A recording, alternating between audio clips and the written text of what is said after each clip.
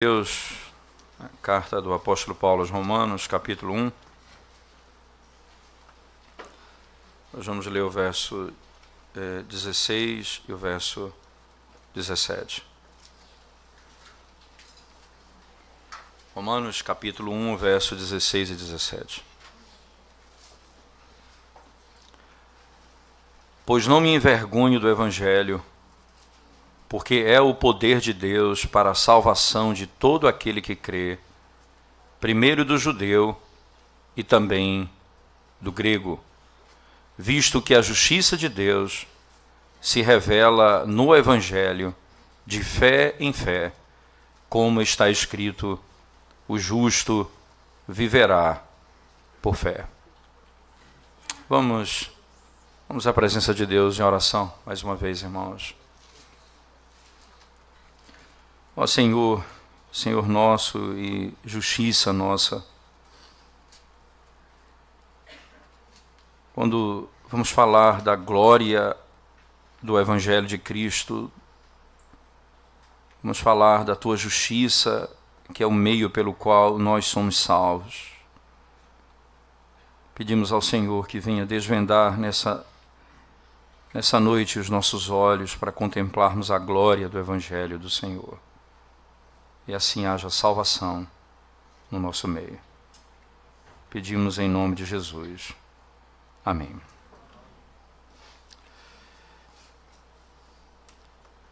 Irmãos, o apóstolo Paulo, nesse primeiro capítulo, ele vem conceituando alguns pontos centrais daquilo que vai ser desenvolvido em toda a carta aos Romanos. Primeiramente, ele descreve o que é o Evangelho, e aqui ele faz uma mudança interessante, veja, porque quando no verso 16 ele diz assim: pois não me envergonho do Evangelho, porque é o poder de Deus para a salvação de todo aquele que crê, primeiro do judeu e também do grego, visto que a justiça de Deus se revela no Evangelho, de fé em fé, como está escrito: o justo viverá por fé. É interessante que eu não me envergonho do Evangelho, o Evangelho aqui, porque ele é o poder de Deus. No primeiro momento, ele diz que o Evangelho de Deus, logo no primeiro verso do capítulo 1, ele diz: eu, servo do Senhor. Por favor, dê uma olhada comigo no verso primeiro. Ele diz: Paulo, servo de Jesus Cristo, chamado para ser apóstolo, separado para o Evangelho de Deus. O Evangelho de Deus. E o que exatamente esse Evangelho descreve, não é? É importante porque aqui é a pergunta central, não é? Qual é e o que é o Evangelho de Cristo? Não é? Qual é a centralidade desse Evangelho? Primeira coisa importante é que no verso primeiro nós aprendemos qual é a origem desse Evangelho. Não é uma invenção humana, é o Evangelho de Deus. Não é um pensamento posterior de Deus. Ele tinha um plano, não deu certo, ele fez outro. Esse é o Evangelho de Deus. Todo o Antigo Testamento falava dele. O verso 2 do capítulo 1 da carta aos Romanos vai declarar isso. Ele diz assim: o Evangelho de Deus, e o verso 2 diz assim: o qual foi por Deus outrora prometido por intermédio dos seus profetas nas Sagradas Escrituras. Entenda, não é algo que foi criado depois de alguma coisa não ter dado certo. Esse é o Evangelho que foi proclamado pelos profetas. Foi descrito e pregado por eles. Não existe, irmãos, uma mensagem do Evangelho no Antigo Testamento e uma mensagem do Evangelho no Novo Testamento. Quando ele descreve que o Evangelho de Deus, ele foi pregado pelos profetas, ele está dizendo que o que foi pregado pelos profetas é o que é pregado hoje também. Não existem dois evangelhos, não há salvação pelas obras e salvação pela fé depois da queda. É somente pela graça, esse é o Evangelho de Deus. O Evangelho é o clímax, o Evangelho é o cumprimento daquilo que Deus prometeu por meio dos profetas. Qual é o centro do Evangelho? O verso 3 do mesmo capítulo 1, o apóstolo Paulo diz que trata e que diz respeito ao seu Filho, ao Filho de Deus, Jesus Cristo. Podemos dizer que o Evangelho é uma pessoa, ele é um homem, ele é Deus. Segundo o texto diz, ele não só é filho de Deus, como ele também é da descendência de Davi. Ele andou na terra, ele andou no meio do seu povo. Apenas poucos foram capazes de ver a verdadeira identidade de Jesus Cristo de Nazaré. Mas ele esteve no meio e andou no meio do seu povo. Somente pelo poder do Espírito Santo, então, essa verdade do Cristo que fez a obra ali, naquela região, pode ser conhecida de todos hoje. A sua identidade, ela é poderosamente declarada, ele é o Filho de Deus na ressurreição dos mortos. O verso 4 vai dizer, quando o Espírito Santo foi derramado, depois da ascensão de Cristo, o número daqueles que podiam ver essa identidade, quem é esse, cresceu de modo assombroso.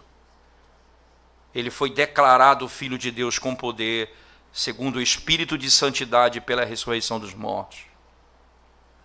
Essa pessoa divina, verdadeiro Deus e verdadeiro homem, é o centro e o foco do Evangelho de Deus.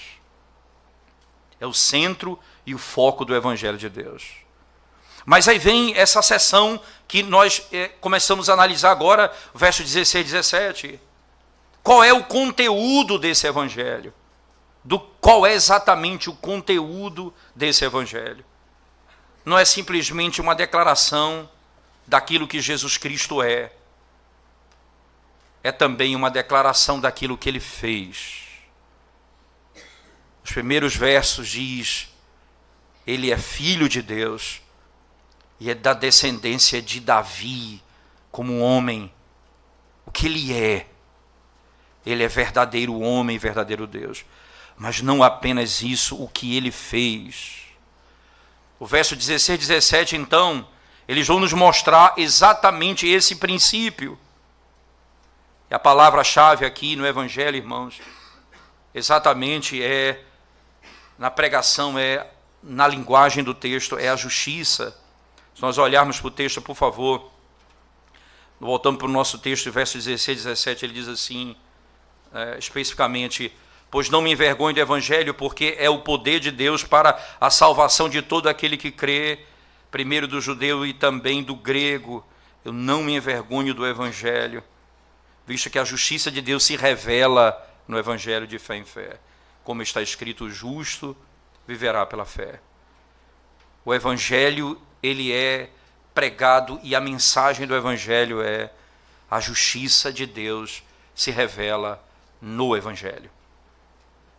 A justiça de Deus se revela na obra de Deus em Cristo, na justiça dele. A justiça se revela no Evangelho. Essa linguagem é bem interessante, porque o que Paulo passa a dizer aqui, irmãos, no Evangelho de Jesus Cristo, torna-se claro como os homens e mulheres podem se tornar justos ou ser declarados justos diante de Deus.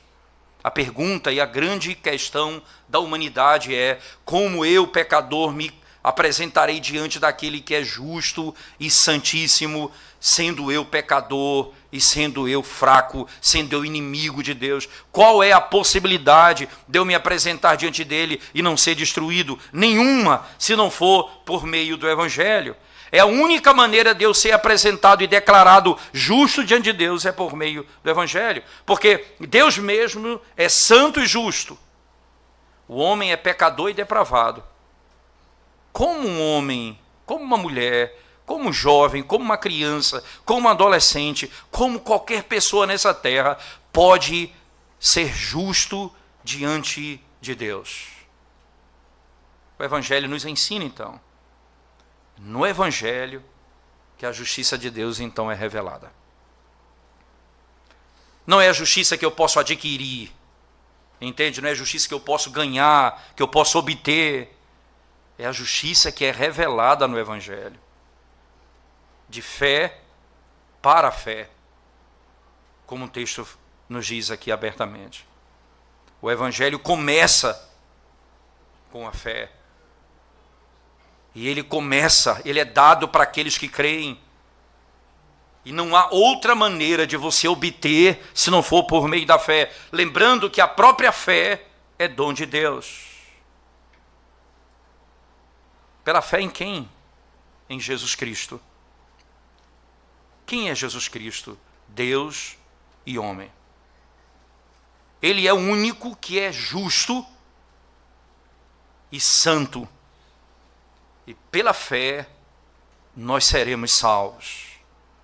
E aí ele cita Abacuque e descreve exatamente isso em Abacuque, né? Citando o verso final do texto de Abacuque, dizendo: o justo viverá por fé, como está escrito. Mais uma vez, o apóstolo Paulo descreve que essa verdade do evangelho já é conhecida desde o Antigo Testamento, quando ele cita Abacuque para descrever o seu ponto central. Onde repousa o poder do evangelho, irmãos? Qual é e onde está o poder do evangelho? Interessante, o poder repousa exatamente no seguinte fato, de que ele é o meio pelo qual Deus usa para salvar o seu povo. A quem Deus salva? Todo aquele que crê, diz o texto.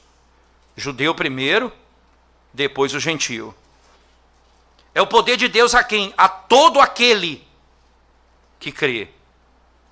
Ora, como é que alguém pode crer? Interessante que se é salvação para todo aquele que crê, como alguém pode crer no evangelho? Entenda-se que aqui o que Paulo está tratando é muito importante, porque lá no capítulo 10, eu queria que você abrisse comigo na carta de Paulo aos Romanos, ainda. No capítulo 10, o apóstolo Paulo vai descrever como se dá a fé, como alguém chega a crer no evangelho de Cristo. Romanos, no capítulo 10, ele diz assim, especificamente, no verso 10 em diante, ele diz: porque com o coração se crê para a justiça e com a boca se confessa a respeito da salvação. Porquanto a Escritura diz: todo aquele que nele crê não será confundido. Pois não há distinção entre judeu e grego, uma vez que o mesmo é o Senhor de todos, rico para com todos os que o invocam. Porque todo aquele que invocar o nome do Senhor será salvo. Como, porém, invocarão aquele em quem não creram? E como crerão naquele de que nada ouviram? E como ouvirão se não há quem pregue? E como pregarão se não forem enviados? Você percebe que, como está escrito, quão formosos são os pés dos que anunciam coisas boas ou as boas novas. Ora, o que Paulo está dizendo aqui é: se o evangelho é para todo aquele que crê, se a salvação é para todo aquele que crê, como alguém pode crer? Paulo vai dizer no capítulo 10, por meio da pregação do evangelho. O modo pelo qual o indivíduo vai crer no evangelho é pela pregação do evangelho. Esse é o modo que Deus escolheu. Salvar os seus pela loucura da pregação. Paulo, então, ele inicia o tema, o qual ele vai disputar isso melhor no capítulo 10, mas aqui já fica claro que se é pela fé que nós somos salvos, alguém só pode crer, alguém vai crer por meio da pregação do evangelho. É óbvio que o apóstolo Paulo é aquele que foi como um apóstolo, instrumento de Deus para fazer grandes milagres, mas é claro a consciência dele de que tudo aquilo aponta para uma verdade única, de que é por meio da pregação do evangelho que o indivíduo vai crer no Senhor. Não outra forma, como alguém possa imaginar. A pregação desse evangelho trará o homem que crê a um estado de um relacionamento real com Deus, e ele vai se colocar de pé diante de Deus pela justiça de Cristo. Preste atenção, não é todo aquele que ouve que é salvo, mas todo aquele que crê é que vai ser salvo. A pregação permite que todos escutem, mas nem todos que escutam creem. Primeiro aos judeus e depois para os gentios. Essa é a introdução básica desse texto, irmãos, porque aqui o apóstolo Paulo vai estabelecer a essência daquilo que ele vai discorrer em toda a sua carta aos Romanos. Como esse texto especificamente começa a se desenvolver? Paulo diz: eu não me envergonho do Evangelho. Paulo tinha plena consciência, irmãos, de que havia muita oposição contra o Evangelho de Cristo e todos aqueles que creem no Senhor. Os pagãos e aqui os gentios eram ateus e amavam a sabedoria. Os judeus, nesse caso, eles abominam o Evangelho porque eles subvertem a lei e, consequentemente, dizem os cristãos, eles têm a tendência à licenciosidade. Enquanto tanto judeus como gentios estão unidos para denunciar os cristãos como aqueles que estão causando distúrbios em lugares públicos, eles afirmam com toda a arrogância e presunção de que os cristãos são aqueles que causam males na sociedade. Paulo sabia, irmãos, que o Cristo, que o Salvador crucificado, era uma pedra de tropeço para todo aquele que não cresce no Evangelho. Essa doutrina era pregada em todo canto, em todos os lugares, você não tenha dúvida disso. Os cristãos anunciavam essa verdade. Era manifestada em todo canto. O problema é que o conteúdo dessa mensagem despertava a ira dos homens contra a igreja e contra o Senhor. Quando eles mataram a Cristo, eles também se levantaram contra a igreja por quem Cristo morreu. A coragem de Paulo não era aquele que dizia, era como aquele que dizia abertamente: eu não estou só apenas pronto para ser amarrado e preso, mas também estou pronto para morrer em Jerusalém. Quando ele estava entrando em Atenas, Paulo tinha exatamente a mesma percepção. As pessoas, ele sabia o que em cada cidade o aguardava. Ele tinha plena convicção do que em cada lugar o aguardava, o que ele sofreria em cada cidade. Ele sabia de tudo isso, irmãos. Mas ele dizia: eu não me envergonho do Evangelho. Qual a razão? O que é que induz alguém a declarar, logo no início da sua palavra, que ele não tinha vergonha do Evangelho? A razão se aplica a todas as eras e todas as épocas. Nós podemos passar por sofrimentos em todos os níveis, irmãos.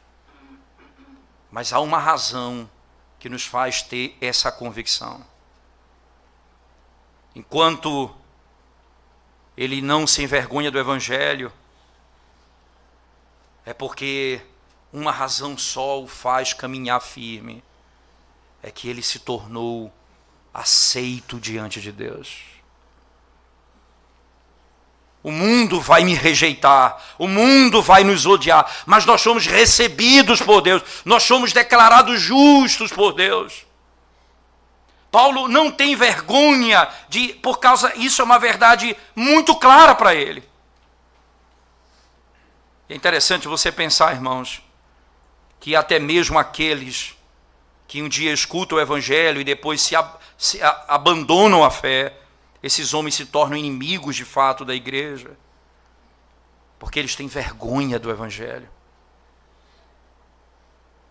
Eles acham que vão chegar diante de Deus e ser justificados por uma outra razão que não é Jesus Cristo, como a Escritura claramente nos ensina. Abra sua Bíblia comigo e veja que que esse é um tema muito claro para o apóstolo Paulo, a vergonha. Ele fala nisso em muitos lugares. Por exemplo, na segunda carta dele a Timóteo, capítulo 1, verso 8, 12 e 16. Na segunda carta de Paulo a Timóteo,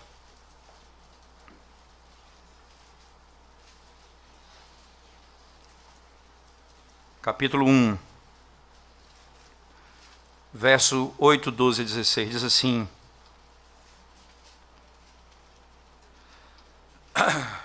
Não te envergonhes, portanto, do testemunho de nosso Senhor, nem do seu encarcerado, que sou eu. Pelo contrário, participa comigo dos sofrimentos, a favor do Evangelho, segundo o poder de Deus. Segundo o poder de Deus. Veja, é interessante, ele diz lá, eu não me envergonho do Evangelho porque é o poder de Deus. Ele diz, não se envergonhe nem do Evangelho, nem do encarcerado por causa do Evangelho. Nem o que sofre os danos por causa do Evangelho. Não se envergonhe, porque esse é o poder de Deus. Interessante, no verso 12 e 16 do mesmo texto, por favor, Paulo diz ainda, e por isso estou sofrendo estas coisas. Todavia não me envergonho, porque sei em quem tenho crido, estou certo de que Ele é poderoso para guardar o meu depósito até aquele dia. Verso 16, conceda ao Senhor misericórdia à casa de Onesíforo, porque muitas vezes me deu ânimo e nunca se envergonhou das minhas algemas. Ele não se envergonha das minhas algemas. As algemas dele não são um problema para mim, porque ele é livre. O sofrimento dele não é problema para mim, porque ele foi aceito por Deus em Cristo. A razão pela qual nós não devemos nos envergonhar do Evangelho é porque não há outra maneira de você ser recebido por Deus, se a justiça dele não se revelar no Evangelho a você pela fé. Eu não me envergonho do Evangelho de Cristo. O apóstolo Paulo, irmãos, ele não apenas nesse texto, ele trata desse assunto, ele lida com isso em muitos outros lugares. Mas aqui, nesse texto especificamente, Paulo nos ensina de modo muito claro, usando as palavras do Senhor Jesus Cristo: todo aquele que se envergonhar de mim, das minhas palavras, o Filho do Homem também se envergonhará dele. Quando ele chegar na sua glória, e na glória do seu Pai, e diante dos santos anjos. Todo aquele que se envergonha do Evangelho, Jesus diante de Deus vai se envergonhar de você. Diante de Deus, ele diz, eu não me envergonho, porque esse é o único meio que eu sou recebido por Deus. Não há outra maneira para isso acontecer, irmãos. Nenhuma outra religião é tão ofensiva ao homem soberbo do que nenhuma religião é mais ofensiva do que o Evangelho ao homem soberbo. Nenhum outro sistema religioso desperta vergonha aos monges, aos papas. Entretanto, cada doutrina falsa tem o absurdo e a desgraça de rejeitar o único meio do homem não ser envergonhado diante de Deus, na sua natureza. Quanto mais o Evangelho é corrompido, e mais os erros se revelam no Evangelho, mais os erros se mostram, menos você vê vergonha produzida pelo Evangelho. Quanto mais vergonha, melhor dizendo, você vê no meio da igreja, quanto mais erro doutrinário, quanto mais erro no meio da igreja, você vê cada vez menos a igreja produzindo essa verdade no seu dia a dia. E nós nos envergonhamos desse evangelho.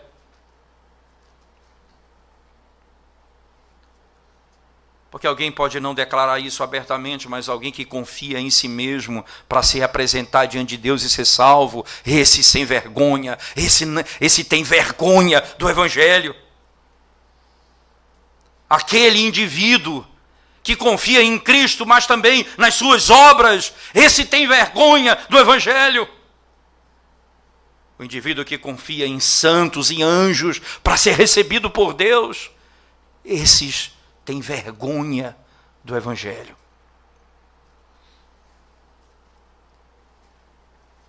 Esses rejeitam a verdade do evangelho.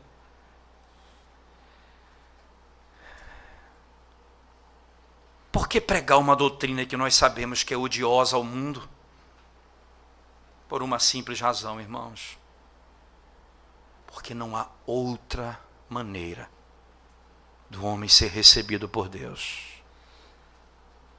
Se a ira de Deus, se a justiça de Deus não for revelada no evangelho, não há outra maneira.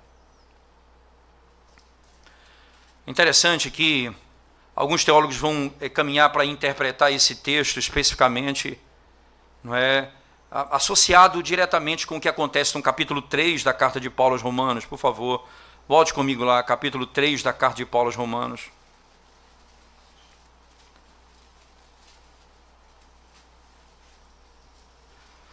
Romanos capítulo 3, verso 21 e 22. Diz assim a palavra de Deus. Mas agora sem lei se manifestou a justiça de Deus, testemunhada pela lei e pelos profetas. Justiça de Deus mediante a fé em Jesus Cristo, para todos e sobre todos os que creem, porque não há distinção.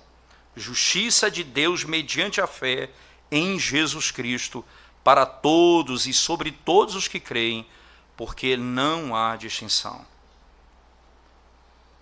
A justiça de Deus mediante a fé em Jesus Cristo, para todos os e sobre todos os que creem. Essa é a justiça que redime o homem. Porque não há distinção. Verso 23, todos pecaram e carecem da glória de Deus. Todos pecaram e carecem da glória de Deus. O texto, voltando ao nosso texto no capítulo 1, mais uma vez, por favor, o apóstolo Paulo ainda segue dizendo, irmãos, no mesmo verso 16, não me envergonhe do evangelho, porque é o poder de Deus para a salvação de todo aquele que crê. Interessante que alguém vai entender assim, a expressão utilizada no verso 17 que diz, visto que a justiça de Deus se revela no evangelho de fé em fé. Essa expressão fé em fé, ela é muito debatida entre os estudiosos. O que exatamente significa? Alguns vão acreditar que a fé começa e termina, não é? Outros vão pensar que a fé que dos judeus e a fé dos gentios é a mesma fé. Outros vão crer em tantas outras coisas distintas aqui. É realmente complexo o texto, não é? A expressão não é simples. Mas o que nos parece é que essa expressão, quando ela é posta num contexto ainda na carta aos Romanos, se você, não desmarcando o texto, voltar comigo lá para o capítulo 3, especificamente nos versos que nós lemos, no 22, veja as palavras do apóstolo Paulo. Justiça de Deus mediante a fé. Então, entenda, é por meio da fé. Então, a tradução seria da fé para a fé. Essa seria uma melhor tradução, pela fé para a fé. Então o texto seria, algum comentarista diz, a justiça de Deus mediante a fé. Então isso é por meio da fé. E aí, para quem? Para todos os que creem, isto é, para a fé. Então, por meio da fé, para a fé. Em outras palavras, ele é para todo aquele que crê. Porque é mediante a fé para todo aquele que tiver fé. Isto é, para aquele que crê. O princípio é nós sabemos que somente por meio da fé essa verdade se revela. É interessante aqui porque o apóstolo Paulo me parece que está estabelecendo aqui um padrão em que ele vai detalhar isso por toda a sua carta. A fé passa a ser o tema central dos primeiros cinco capítulos da carta aos Romanos. A palavra fé, e ele condena as obras. Mas do capítulo 6 em diante, a palavra mais utilizada vai ser a palavra obras ou obediência. A palavra obras ou obediência. O que Paulo estabelece, então, no princípio é que nós somos salvos pela fé, isto é, por meio da fé, não para vivermos segundo a nossa própria vontade, mas para nos submetermos à sua vontade. Por isso que a primeira seção de Romanos, do capítulo 1 ao capítulo 5, a palavra mais usada é a palavra fé. E do capítulo 6 em diante, a mais usada é a palavra obediência, porque essa fé produzirá obediência. Então essa fé é mediante a fé para aqueles que creem. Mas o que acontece com aqueles que creem? Voltando para o capítulo 1 de novo, por favor, verso 16 e 17, o texto diz assim: ora, pois não me envergonho do evangelho, porque é o poder de Deus para a salvação de todo aquele que crê, primeiro do judeu e também do grego. No verso 17, visto que a justiça de Deus se revela no evangelho de fé em fé, como está escrito, o justo viverá pela fé. E aqui é importante que Paulo aqui está citando o texto de Abacuque no capítulo 2. E por que Paulo cita esse texto de Abacuque 2?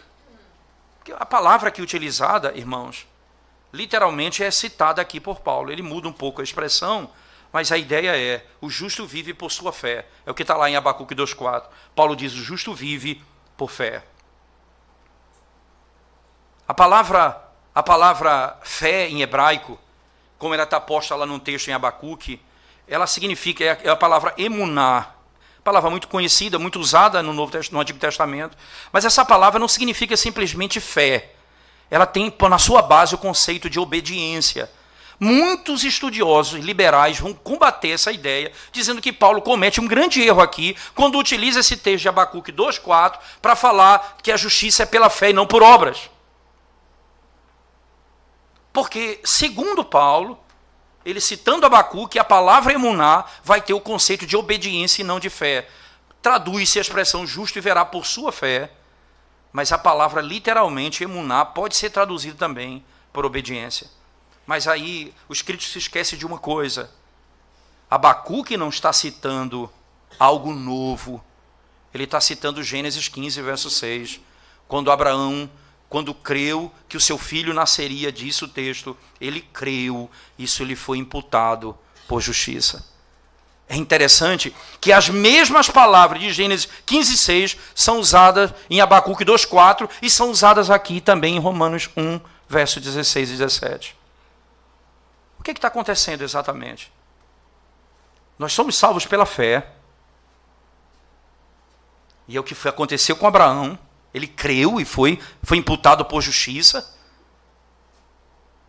Abacuque descreve o conceito da obediência, e o que Paulo faz aqui na carta é juntar o conceito na sua totalidade.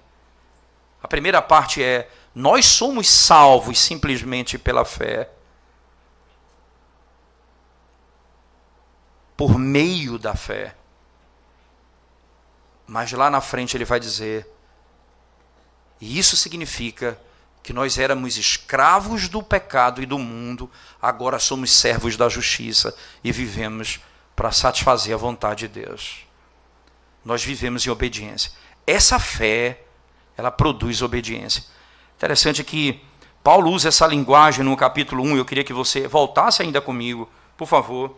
Quando ele diz, por favor, ele diz assim, a partir do verso 7, não é? Desculpa, no verso 5 especificamente ele diz: por intermédio de quem viemos a receber graça e apostolado por amor do seu nome, para a obediência por fé. Não é? Que obediência por fé. Há uma obediência nisso. Qual a obediência? Nós temos de crer no Evangelho. A fé é uma ordenança. Só a maneira de ser salvo se eu crer no Evangelho. Não há outra maneira de ser salvo. Paulo diz, essa é a razão pela qual não me envergonho. Porque o Evangelho de Deus, o Evangelho é o poder de Deus para a salvação de todo aquele que crê. A fé passa a ser um ponto central. Salvação por meio de quem? O verso 17 então diz, visto que a justiça de Deus se revela no Evangelho. A salvação de todo aquele que crê, primeiro do judeu e também do grego, visto que a salvação de Deus se revela no Evangelho. Que a justiça de Deus se revela no Evangelho. A justiça se revela no Evangelho. Impressionante que o verso 18 vai montar o texto de maneira diferente, que a gente vai começar a trabalhar na próxima semana. Mas ele diz assim, a ira de Deus se revela do céu contra toda impiedade e perversão dos homens que detêm a verdade pela injustiça. Porquanto o que Deus se pode conhecer é manifesto entre eles, porque eles manifestou. Veja, a ira de Deus se revela do céu contra toda impiedade. A ira de Deus se revela do céu contra toda impiedade. Aqui ele diz, a justiça de Deus se revela no Evangelho. Um aspecto muito claro. Quando o homem peca, irmãos, quando ele cai lá em Gênesis, no capítulo 3, toda a raça humana cai com ele, e consequentemente todos se tornam pecadores injustos e incapazes de agradar ao Senhor e de satisfazer toda a justiça de Deus. É impossível ao homem, porque está morto nos seus pecados. Que então o que Deus faz? Levanta o segundo Adão, prometido e revelado por ele no tempo, mas decretado antes da fundação dos tempos. O filho dele viria para satisfazer a sua justiça. O que significa que a ira de Deus, isto é, a condenação contra o pecado, que se revela no verso 18, a ira de Deus se revela do céu contra toda a impiedade. Então, todo ímpio, todo pecador receberá a ira de Deus sobre si. Só haverá uma maneira de você não ser destruído, é se a ira de Deus se revelar, ou a justiça de Deus se revelar no Evangelho. Isto é, se a justiça de Deus cair em Cristo, se for em Cristo, então você tem esperança. Fora disso, não há como você ser recebido por Deus. A ira de Deus se revela do céu contra toda a impiedade. Interessante que lá no Evangelho de Lucas, no capítulo 18, capítulo 18, no verso 9 a 14, Lucas descreve acerca de dois homens que sobem ao templo para orar. E eles oram ao Senhor, dizendo assim, um fariseu, não é, e outro publicano. O fariseu, que se dizia amante da lei e obediente, diz, Senhor, obrigado porque eu guardo a tua lei. O publicano dizia, Senhor, ser propício a mim, porque eu sou um pecador. O texto diz que o publicano que confessa o pecado é justificado, enquanto que o fariseu que é salvo, ou imagina que é salvo por sua própria obediência, é condenado. Só que imediatamente, depois de uma história seguinte, tem uma terceira história, no mesmo capítulo 18 de Lucas, em que chega um jovem rico, um homem que era amante da lei, e chega para Jesus e diz, bom mestre, o que faço eu para herdar a vida eterna? Veja, ele não estava pedindo vida temporária, não, vida eterna. Jesus então diz assim, bom só há um, que é Deus. Ora, se você me chama de bom, logo eu sou Deus. Aí na sequência ele vai e diz assim, declaradamente ele diz, guardas os mandamentos? Jesus não disse, creia em mim e você vai ser salvo. Jesus disse, guardas os mandamentos. Ele disse, desde a minha infância, eu cumpro todas as leis. Aí ele cita lá a segunda tábua da lei. Aí Jesus diz, então, faz o seguinte, vende tudo que você tem. Ele era um homem muito rico, dá aos pobres e segue-me. Ele entristeceu e não seguiu a Cristo. Interessante que na sequência Jesus vai respondendo a um questionamento dos discípulos: Senhor, depois de Cristo dizer, é mais fácil um camelo passar no fundo de uma agulha do que um rico entrar no reino dos céus. Então Pedro diz: Senhor, quem pode ser salvo? Jesus diz: o que é impossível aos homens é possível a Deus. Aí vem o capítulo 19, a história de Zaqueu, que era o publicano. E Jesus diz: Zaqueu, convém que eu esteja contigo hoje na tua casa. O que é que acontece? Ele creu no Evangelho e disse: tudo que eu roubei eu vou devolver. Você imagina a fé que produz obediência. Jesus diz: hoje houve salvação nesta casa. Hoje houve salvação nesta casa.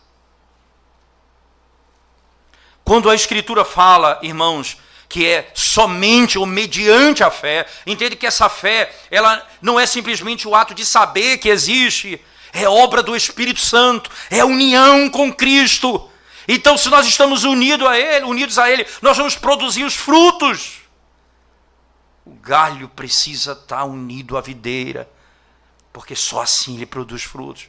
E é exatamente isso que Jesus está dizendo. Ora, Paulo está dizendo, eu não me envergonho do Evangelho, porque é o poder de Deus para a salvação.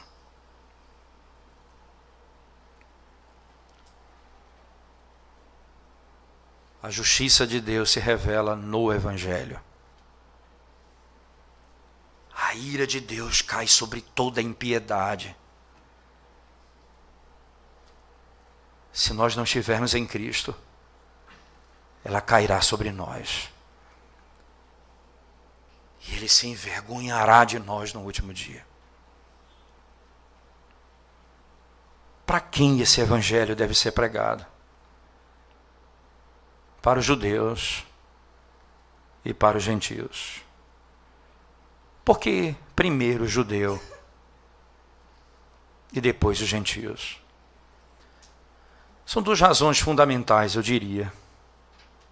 Primeiro, porque é necessário e é fundamental que nós entendamos que a fé evangélica ela é histórica, ela é arraigada no tempo e no espaço. Ela não é um mito fundante, como dizem alguns teólogos que acreditam que cada cultura tem as suas histórias de iniciação.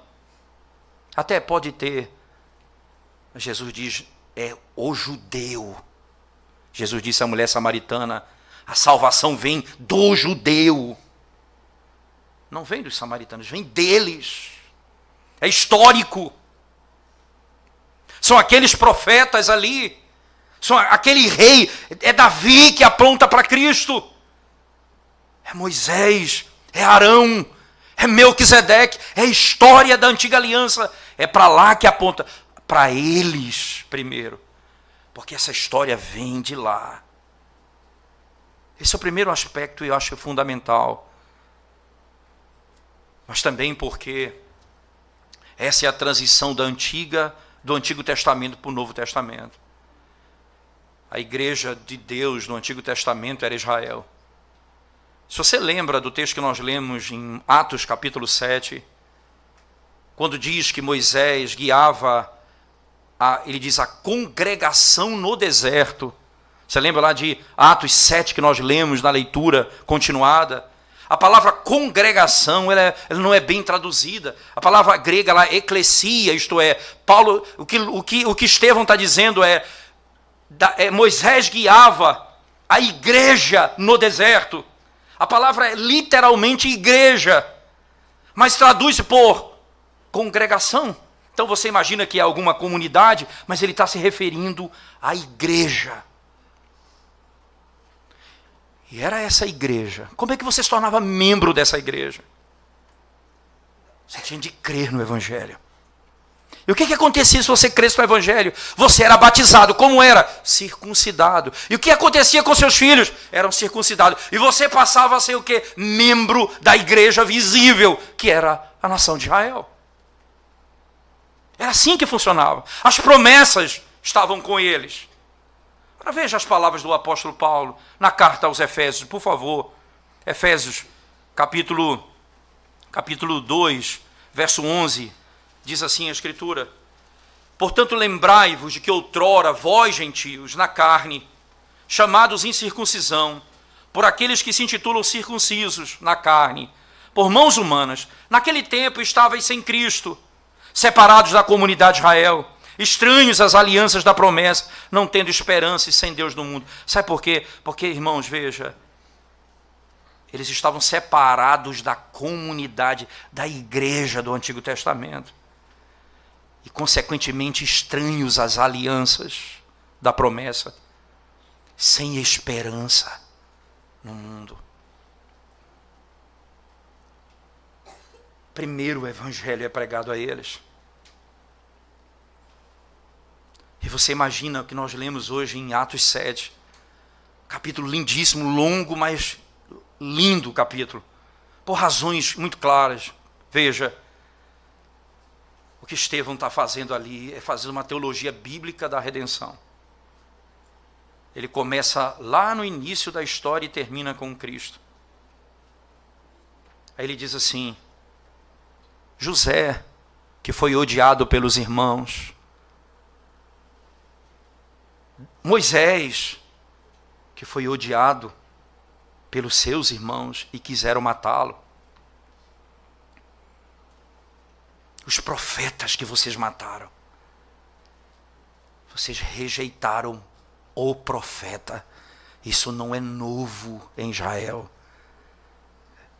Veio José e vocês queriam matá-lo. Veio Moisés e vocês queriam matá-lo. Veio os profetas e vocês queriam matá-lo. Chegou o profeta e vocês mataram. Isso não é novo em Israel.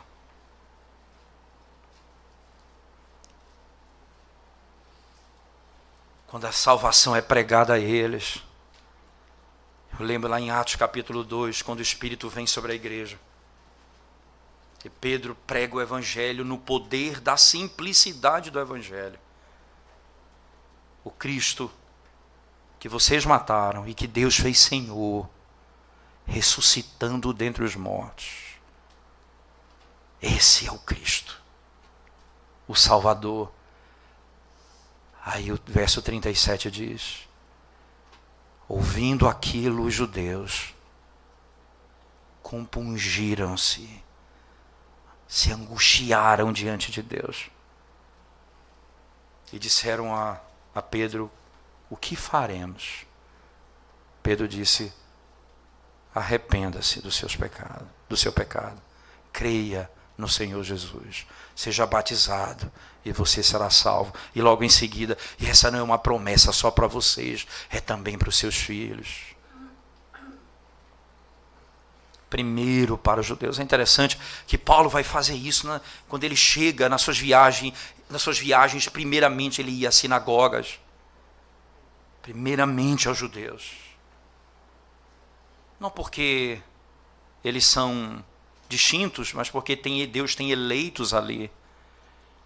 É o que Paulo vai falar abertamente no capítulo 11, irmãos, por favor, da carta aos Romanos. Abra sua Bíblia comigo. Romanos capítulo 11.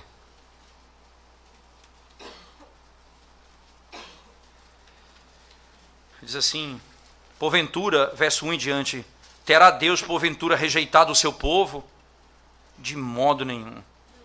Porque eu também sou israelita, da descendência de Abraão, da tribo de Benjamim. Deus não rejeitou o seu povo, a quem de antemão conheceu. Ou não sabeis que a Escritura refere a respeito de Elias, com insta perante Deus contra Israel, dizendo: Senhor, mataram os teus profetas, arrasaram os teus altares, e só eu fiquei, e procuram tirar minha vida. Que ele disse, porventura, a resposta divina: reservei para mim 7.000 homens que não dobraram os joelhos diante de Baal. Verso 5, assim pois também agora, no tempo de hoje, sobrevive um remanescente segundo a eleição da graça. Assim como naquela época, veja, pois também agora, veja, como era no passado, também agora, havia um remanescente, um eleito de Deus em Israel. Agora também existe os eleitos de Deus em Israel. o evangelho é pregado aos judeus e aos gentios. O ponto é, não existem mais dois povos, porque todos foram encerrados no mesmo pecado e todos são salvos pelo mesmo evangelho. Se você voltar comigo mais uma vez para Romanos 3, o texto que é muito importante nesse processo, ele diz, verso 21, mas agora sem lei se manifestou a justiça de Deus, testemunhada pela lei e pelos profetas, justiça de Deus mediante a fé em Jesus Cristo, para todos e sobre todos os que creem, porque não há distinção, pois todos pecaram e carecem da glória de Deus. Todos pecaram. Só há um justo, que é Cristo. Todos pecaram. A ira de Deus se revela sobre todos. Só há uma esperança se Cristo for o meu Redentor, porque a justiça de Deus se revela no Evangelho. Esse é o meio que Deus salva o pecador. A justiça que me redime é a justiça de Deus, não a minha justiça. Penso em Martinho Lutero, irmãos, que foi esse texto que foi usado por Deus para abrir a mente dele. Ele diz que como se as escamas dos seus olhos tivessem caído. Ele diz mais, é como se os portões dos céus tivessem sido abertos. Tem um sermão de Sinclair Ferguson nesse texto que ele titula o sermão Os Portões dos Céus Abertos. Porque é exatamente assim que a Escritura vai descrever. Só há uma maneira de ser recebido por Deus. É se a justiça dele se revelar a mim no Evangelho.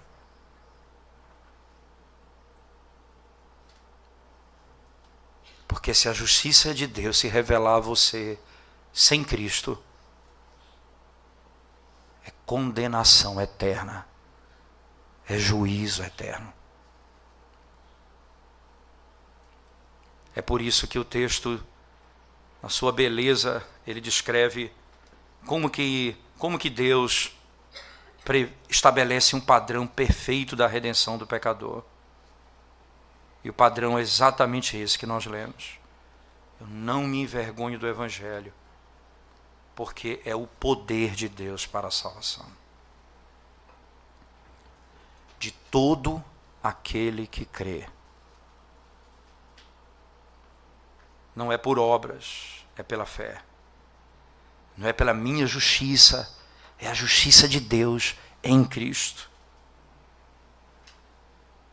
Primeiro do judeu e também do grego, os gentios, visto que a justiça de Deus se revela no Evangelho. Você imagina Martinho Lutero, a sensação de pecado que ele tinha, irmãos, era terrível. Ele se torturava, se chicoteava, tirava sangue. A consciência dele nunca estava tranquila. Porque nada pode acalmar a consciência de um pecador, senão o fato de que Cristo levou sobre si a ira de Deus, que era sobre mim.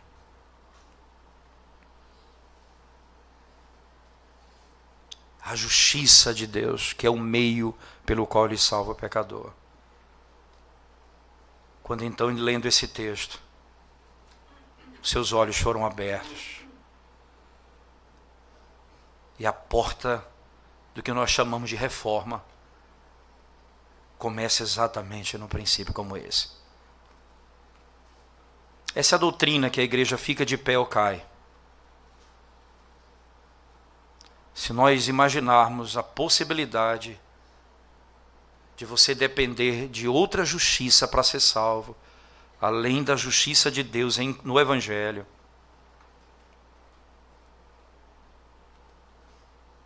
você de fato não conhece a Deus. Martinho Lutero diz isso, palavras dele. Se você imagina que pode cooperar com Deus uma ínfima parte para a sua salvação, ele diz, você urgentemente precisa conhecer a Deus. Urgentemente você precisa conhecer a Deus.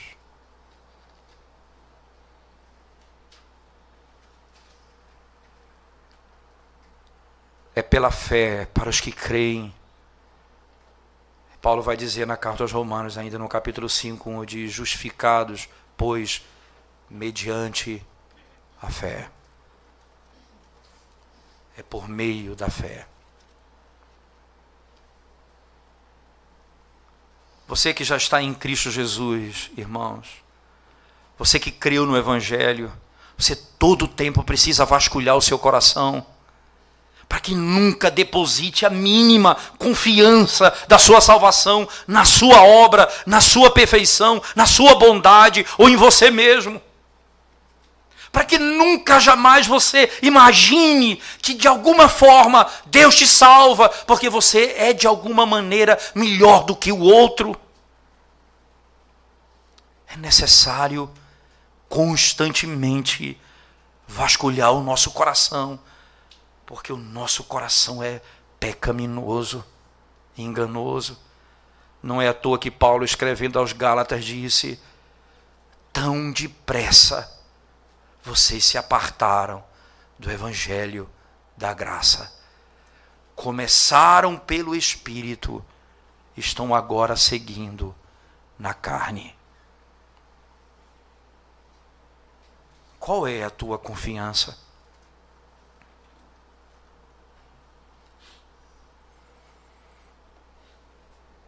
Você por acaso se envergonha do Evangelho?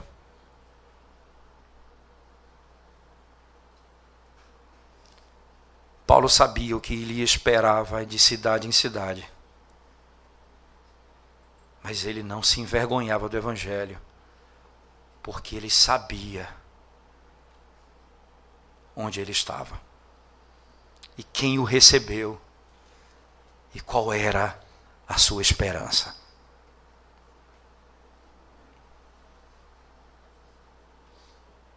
Você já parou para pensar nessa noite, você que está no nosso meio e não conhece a Cristo, que pelo fato de você estar sem Cristo, você se envergonha do Evangelho, porque você imagina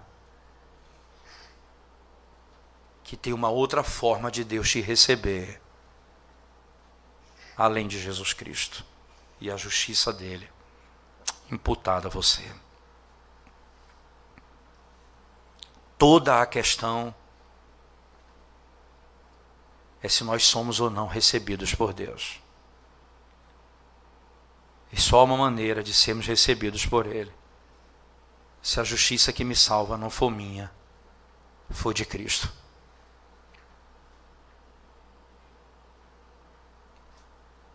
Somente aqui a minha alma encontra repouso e descanso. Fora disso, é perturbação e condenação. Você, irmão, que está em Jesus Cristo, que grande benefício você tem. Você tem problema porque as pessoas estão lhe rejeitando? Porque os seus amigos desprezam você? Você tem alguma dificuldade porque o mundo lhe odeia? Ou porque você está passando por uma grande tribulação e tristeza e até imagina que Deus não se importa com você? O maior problema da tua vida foi resolvido uma vez que a justiça de Deus foi revelada no Evangelho e nós cremos em Cristo.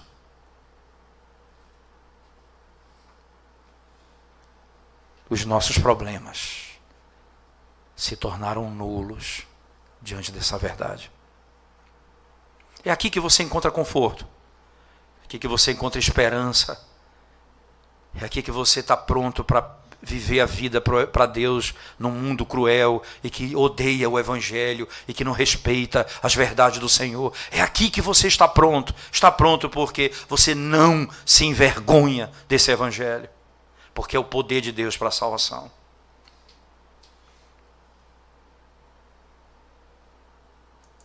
Essa é a certeza que a igreja do Senhor tem. E é nisso que eu e você precisamos repousar dia a dia. E mais uma vez eu falo com você que não tem Cristo essa noite. Se Cristo não é a tua salvação, certamente a ira de Deus cairá sobre você, mais cedo ou mais tarde. Se Ele te chamar agora, ou na sua volta, sem Cristo, Ele se envergonha. Se nós não estivermos segundo o Evangelho de Deus, quando a ira de Deus se revela no Evangelho, se essa não for nossa esperança, Cristo vai se envergonhar de você naquele dia. Porque você se envergonhou do Evangelho de Cristo. Vamos orar ao Senhor mais uma vez. Senhor nosso, Deus cheio de misericórdia e bondade,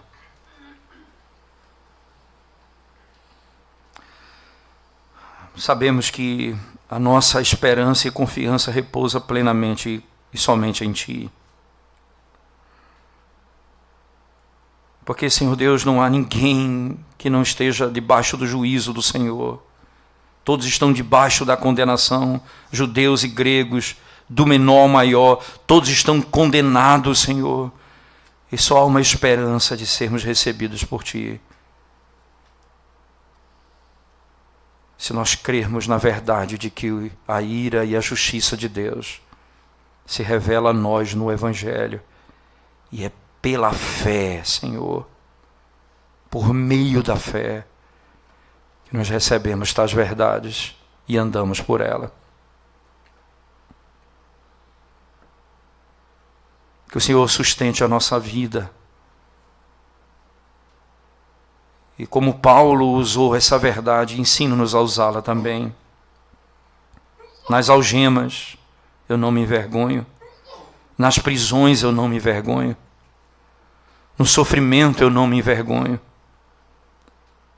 Porque o Evangelho, Senhor, não veio me prometer uma vida de plena saúde nessa terra e de alegria sem fim nesse mundo e de riqueza nessa vida. O Evangelho ainda nos ensina, pelo apóstolo Paulo na mesma carta, dizendo: nem fome, nem angústia, nem coisas do presente, nem do porvir, nem principados, nem potestades. Nada, nada, Senhor, nada poderá nos separar do amor de Deus, que se revela em Cristo Jesus. Essa é a nossa plena esperança, Senhor. Tu és a nossa salvação e o nosso conforto. E em Ti repousamos a nossa alma, confiados exclusivamente na justiça do nosso Redentor, Jesus Cristo, quem amamos e servimos. Em nome dele nós oramos. Amém.